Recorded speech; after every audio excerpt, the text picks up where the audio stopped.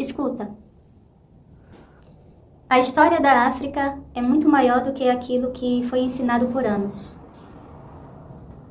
Este livro pretende explorar algumas dessas histórias, dando especial atenção para as sociedades africanas que estiveram diretamente relacionadas à história brasileira. E por que essa escolha? Porque o Brasil é um país cuja história foi construída por milhares de africanos e seus descendentes, que durante muito tempo tiveram suas vidas e trajetórias pouco contadas ou totalmente silenciadas.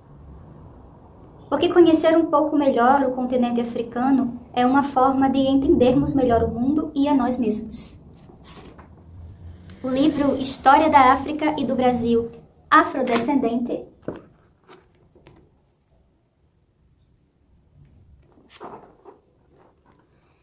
é uma obra que nasce como referência na área de estudos de História Geral da África e do Brasil, cobrindo um período desde a Antiguidade até os tempos atuais. Apresenta as sociedades africanas deslocando o foco do eurocentrismo tradicional da historiografia brasileira e mostrando a importância da contribuição africana para a formação do Brasil.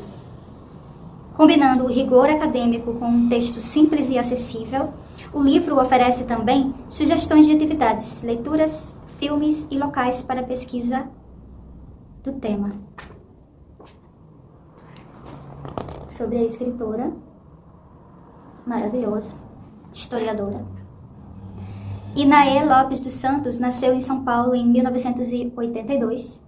É mestre e doutora em História Social na USP e especialista em História da Escravidão nas Américas.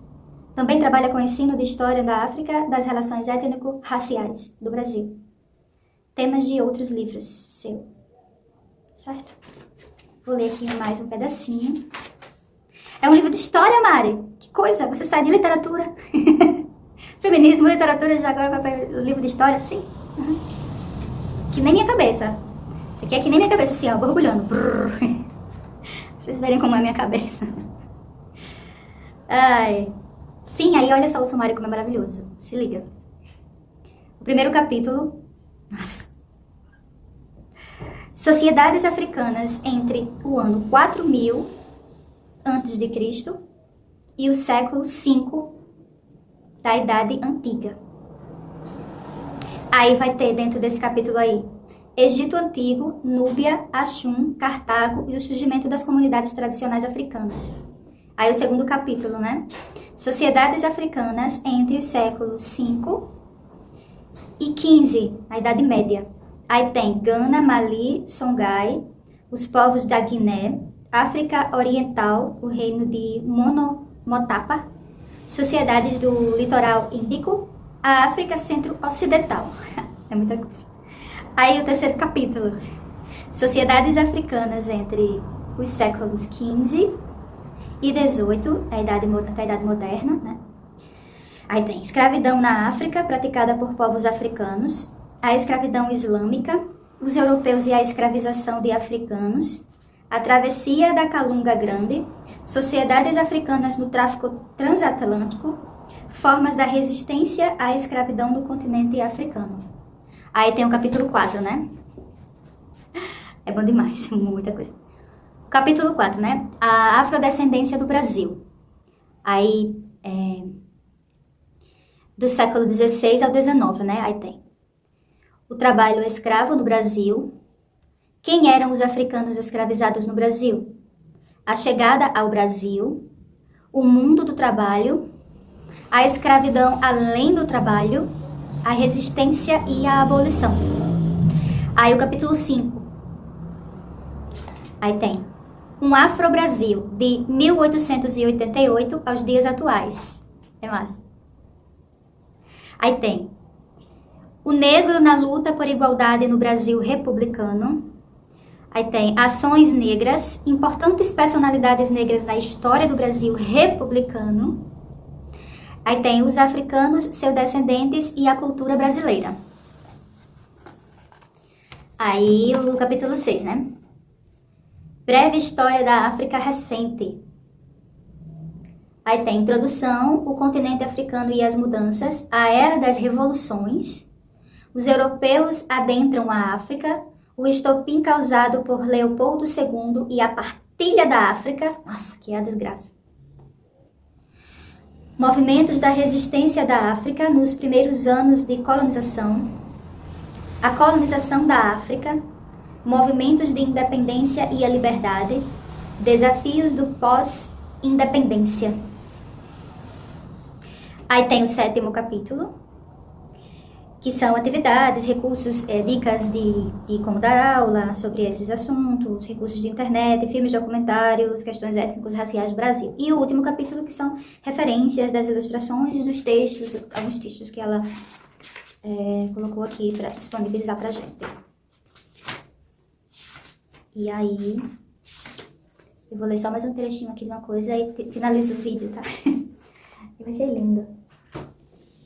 Olha, algumas figuras, personalidades importantes, algumas pinturas, registros históricos, né? Então, sim, deixa eu só ler aqui um pedacinho. Eu vou ler, tá na página 10. Há um provérbio africano que diz que até que os leões inventem as suas histórias, os caçadores serão sempre os heróis nas narrativas de caça. Esse ditado é muito interessante para pensar em como a história de África, ou melhor, as histórias da África, têm chegado até nós. Durante muitos anos, o Ocidente,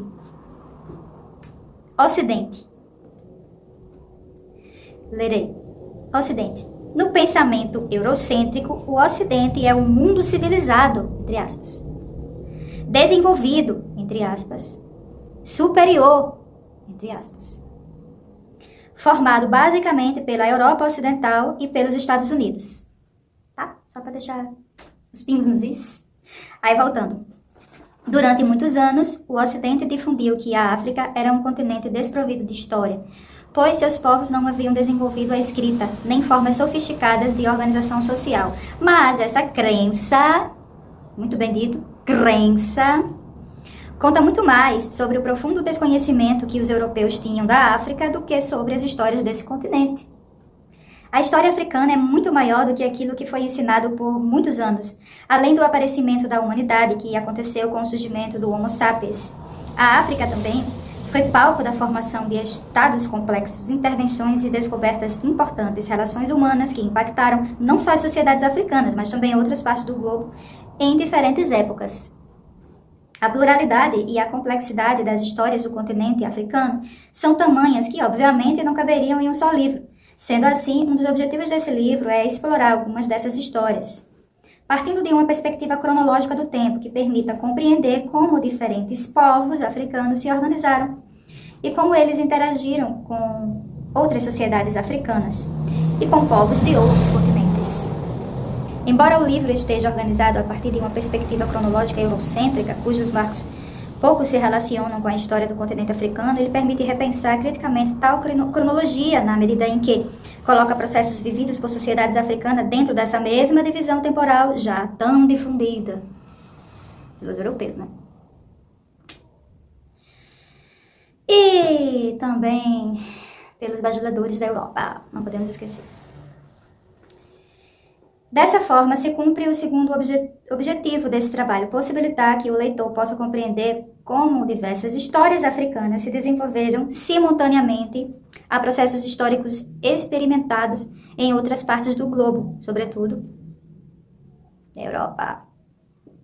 Mas esse livro não é apenas sobre parte da história de África. Graças à variedade e à complexidade das histórias africanas, esse livro irá explorar alguns aspectos da vida humana nesse continente, dando especial atenção para as sociedades africanas que estiveram diretamente relacionadas à história brasileira. Isso que é legal, ela faz uma ponte. Adoro pessoas que fazem pontes.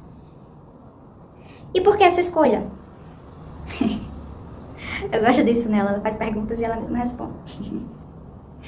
Porque o Brasil é um país cuja história foi construída por milhares de africanos e seus descendentes, homens e mulheres, que durante muito tempo tiveram suas vidas e trajetórias pouco contadas ou totalmente silenciadas. Porque conhecer um pouco melhor o continente africano é uma forma de entendermos melhor o mundo e a nós mesmos.